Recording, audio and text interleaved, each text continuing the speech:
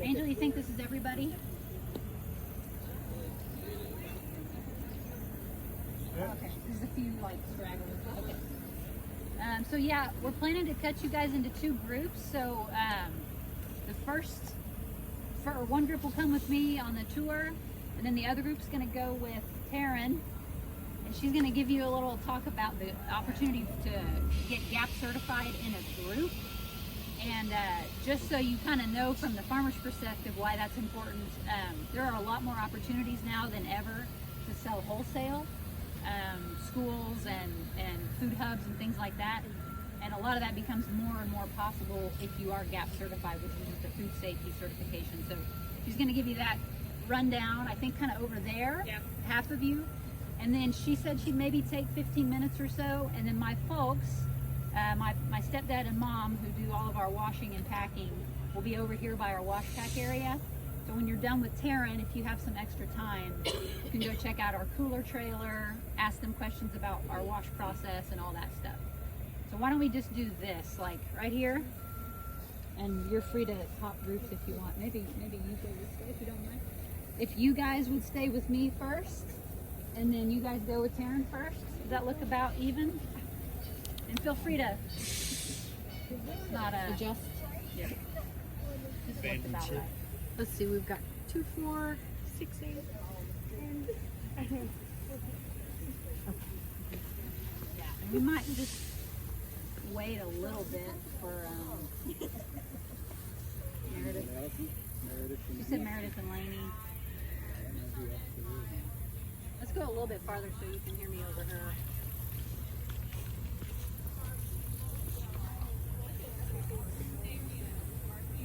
Yeah, there you go. I'm very excited.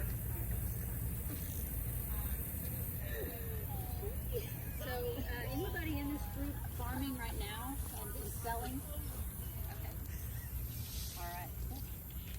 So, a lot of you guys are too? Yeah, we are. Okay. Yeah. Right on. Very cool. All right, I think I'm just going to start. Yep. I'm not going to wait anymore because why would we? All right, so my name's Cassie. This is my place.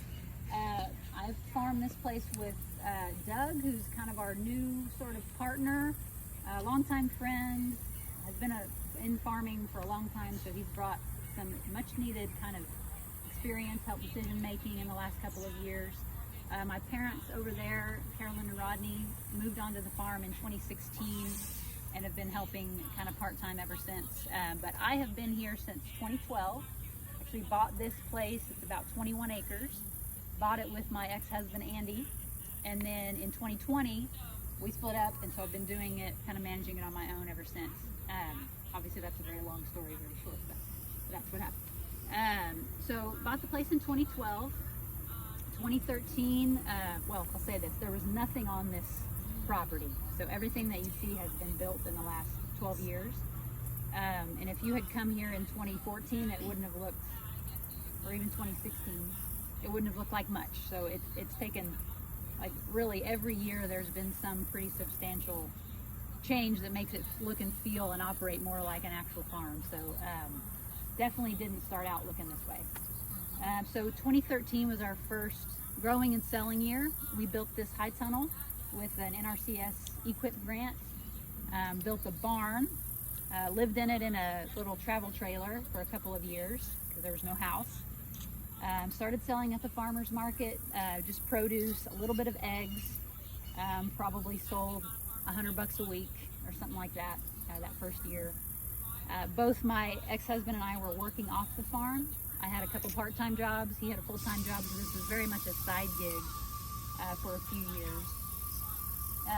So where we are now, so kind of going from that to now, we have about 2 1/4 acres of cultivated area, and maybe 3/4 of an acre is up front, and then the rest we'll go see here in a few minutes. We'll walk back to the main big field in the back.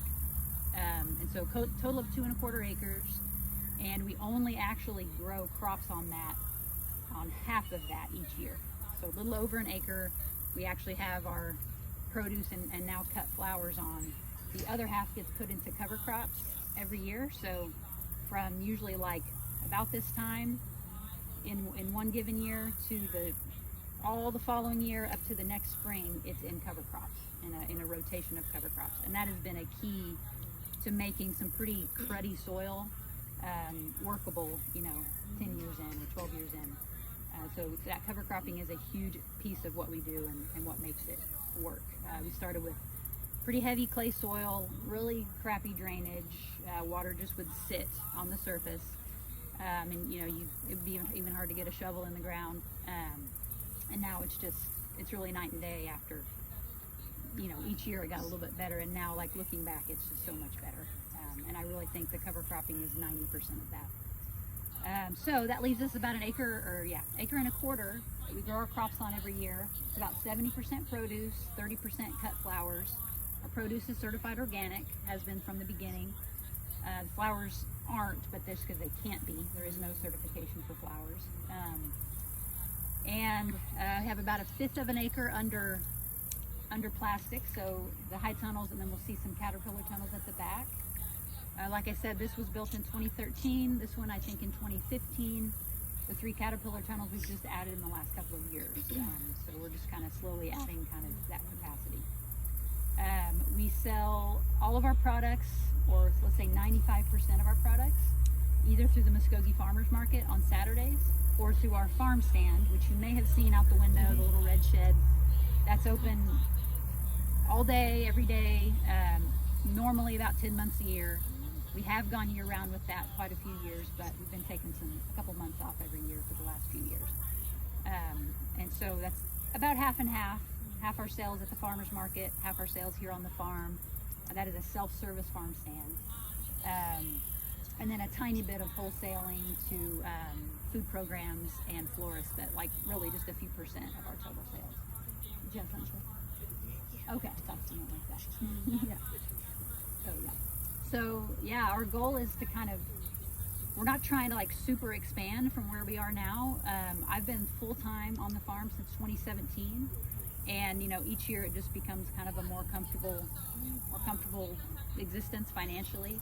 I was able to bring on kind of a part-time partner this last year, and the farm has kind of slowly grown to accept that.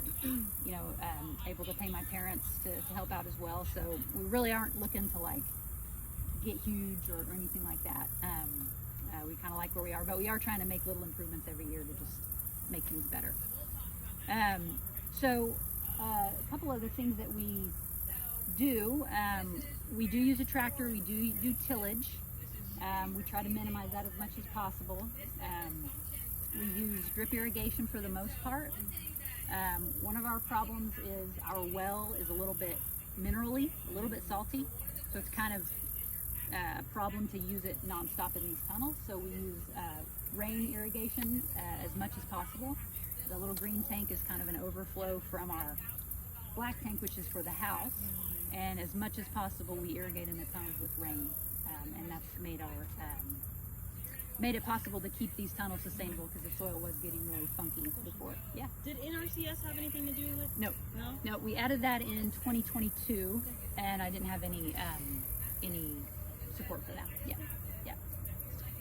So I thought what we would do, that's kind of the overview. I thought what I'd do is just, you guys can kind of wander by the high tunnels, and then we'll walk back past this second one. We'll see the seedling greenhouse, and then we'll head back to the backfield, which is inside a deer fence, and you can see some more stuff back there.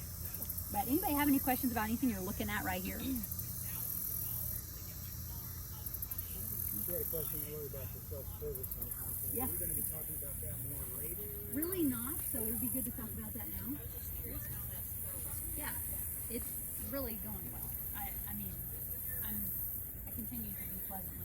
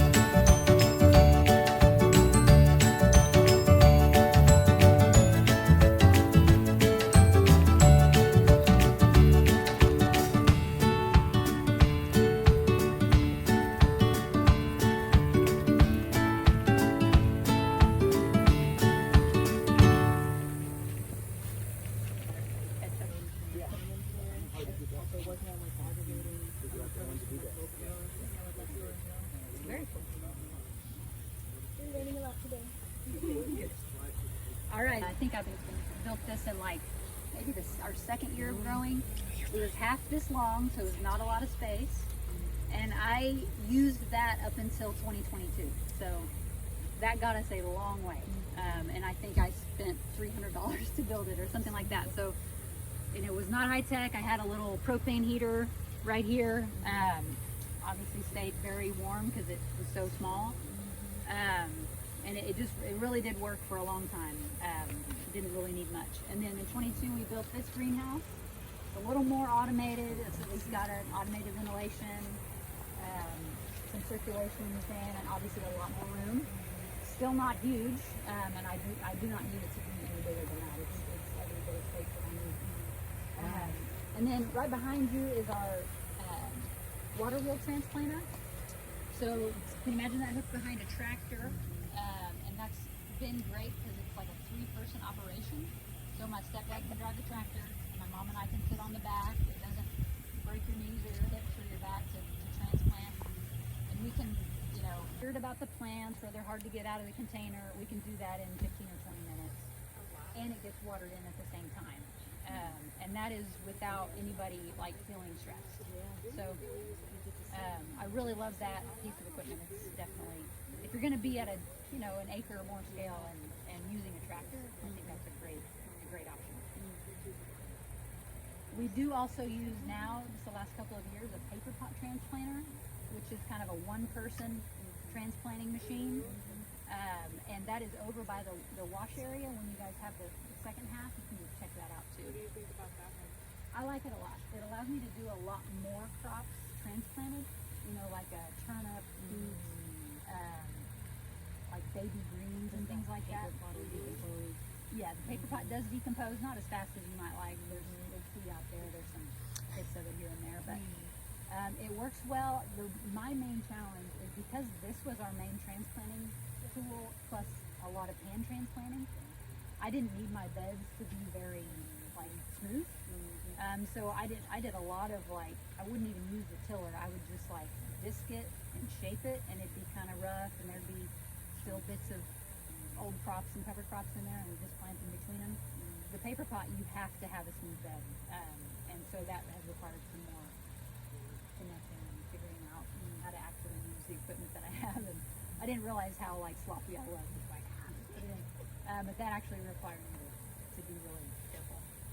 But it not only allows you to do kind of smaller crops that you wouldn't financially, you wouldn't want to stand there and transplant a bunch of beets necessarily, or turnips, or baby arugula, things like that. But it makes it really quick. You do 264 plants or cells in one tray, and a single tray takes less than 5 minutes, a few minutes. So it's really quick. So let's move on back so you can see the back field here.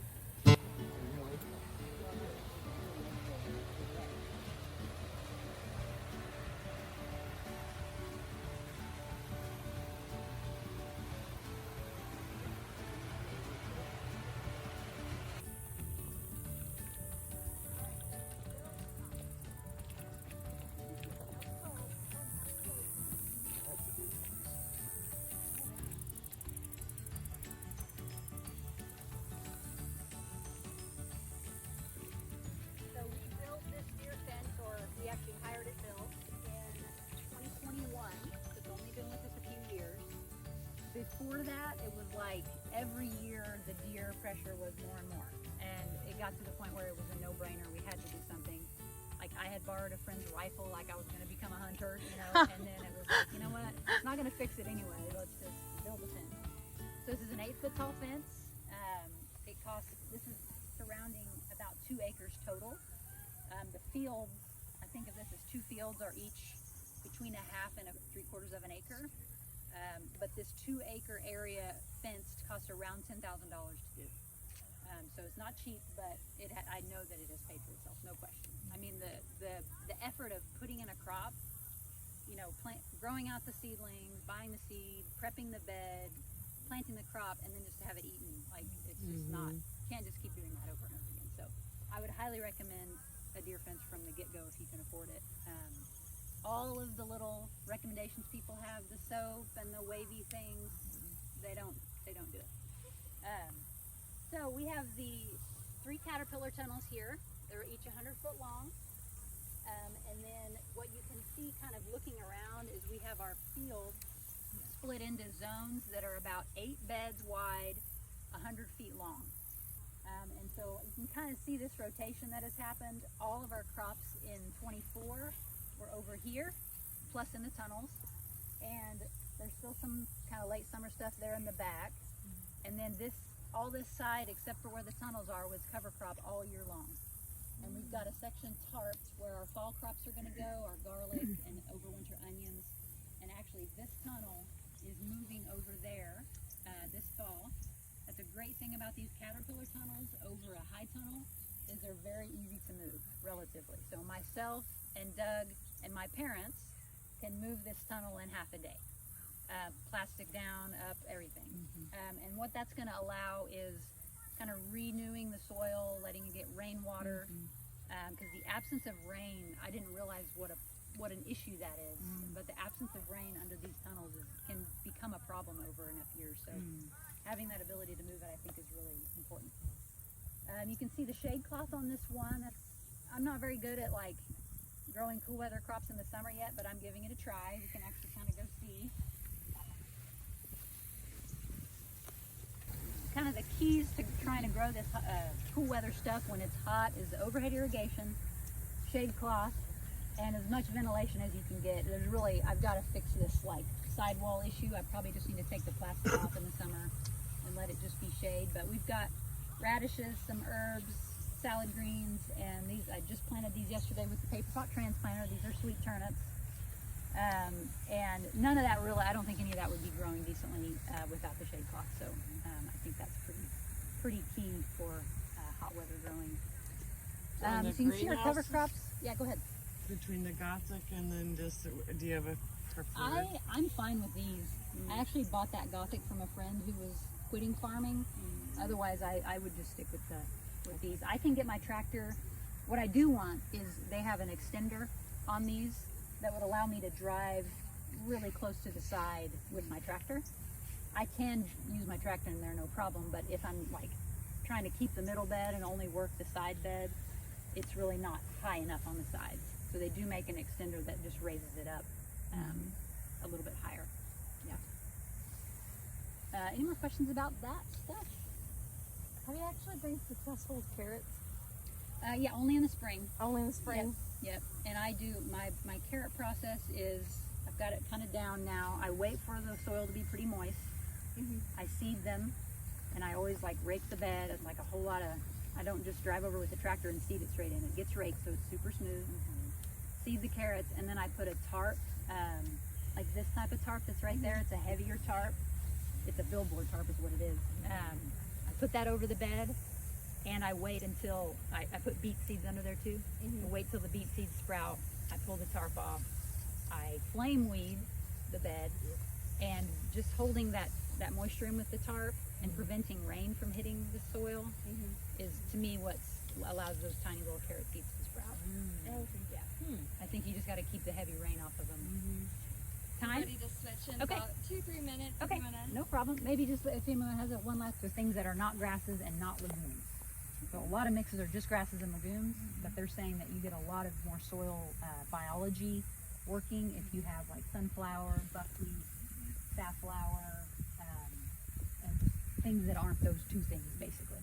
So I'm going to be trying that soon, but this has worked great. I mean, the soil has really improved, like I said.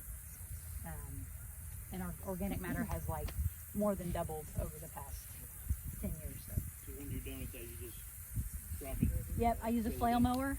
Yeah, I didn't have one until last year, and that's definitely, if you're doing tall cover crops, like a brush hog, will just leave it really huge chunks, and it's really hard to work with. So a flail mower is really helpful for that. But yeah, we mow it. Like at this stage, it's ready to be mowed. I just left it so you can see it basically. It needs to be mowed once those kind of seed heads start showing. And that mow won't kill it. Like this has been mowed. I actually intentionally mowed this high so that it wouldn't fully kill it. And it's growing back, but I want that to kind of be still growing. But if you were to mow it and then it gets cold, that will die. No problem. It will die when it gets cold regardless. So then it's easy to work in the spring. Yeah. So this is the fence is what you did for deer. What Yes. what about rabbits? Rabbits, I have a dog that he's really effective at killing them, but I have had more rabbit damage in the tunnels this year than ever before. Got about 100 rabbits. They're good eating. I do know. I also have nephews who like to come with their pellet guns, and I know that if you shoot a few, like they talk. Okay, good. And I mean, we've seen They it. scream. They don't talk. They scream. Yeah, and they tell each other, "Don't go over there," and so I'll get like this growing problem, and then I have my nephews come and shoot a few, Okay. and then it's like it goes away for a while. Okay. Yeah, so I know it's violent, but it's the truth. Yeah. And what is your name and what is the name of your farm? Yeah, my name's Cassie Pierce. This is Piece of Prairie Organic Farm. Thank you. You're welcome. So she's literally farming her backyard.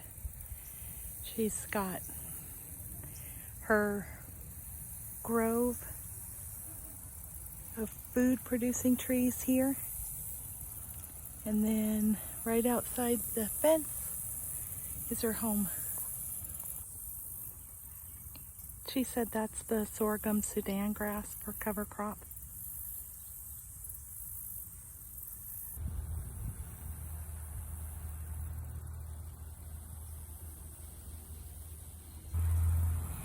Here's her solar setup.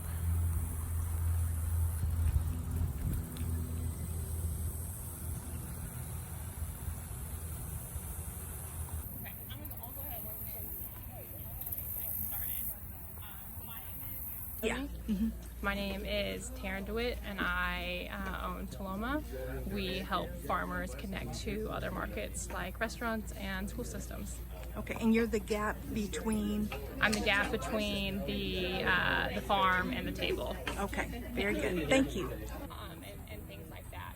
My background is in produce distribution. I worked for a large distributor for 12 years. I did all their food safety audits. I got tired of selling to the Chick-fil-A's and Payways and buying everything from California, and so now I'm bringing that knowledge to local food in Oklahoma. So to have an understanding of where everyone's at, I'm going to talk to you about the group gap. Out of, we have a salad spinner that are loose lettuce and loose stuff. When we pick it, we put it in buckets. We have lids for all the buckets. We bring those up here. We put them into the tub. We wash that stuff. Then it goes into the salad spinner. We use the buckets because once I dump a bucket into the spinner, that's about fills that spinner up. We spin it, we dry it, we put it in a crate, and then we start packaging, weighing and packaging that stuff. We sell that stuff out of plastic bags since it's loose, so that we don't have to keep bagging when we're down at the farm show or the market, farmers market. How do you dry the green? That's what we use. We use the salad spinner. Pretty much So dry. you gotta have that. They're still a little bit moist when they go in the bag, but they really need to be. You don't want it to be completely dry. A lot of things, that like spinach, kale, things like that are pretty water resistant, so they don't really soak into the water. So we just use our crates and our buckets that drain water out. We'll drain them, we'll let them set for just a second, to dry as much as we can, then we'll bag it up. Make sure to get as much water out as we can. It's not completely 100% dry when it goes in the bags. Or it's not really. It's not just, intensive. it's not just, Yeah. there's not water standing in the bags and things like that, so. We try, especially try not to. And then like I said, everything is either stored in our main cooler or it goes into the trailer that's a cooler as well, so that nothing's out overnight or anything like that, so. A license or certification or anything to for Muskogee Farmers Market to sell there? They do not. Vegetables? I mean, not the loose produce. There are some requirements, like if you have jams and jellies and different things like that with labeling and things like that. But with just the produce and the flowers that we produce here, we don't have any special licenses. Other than being organic, we have to pass, the organic license.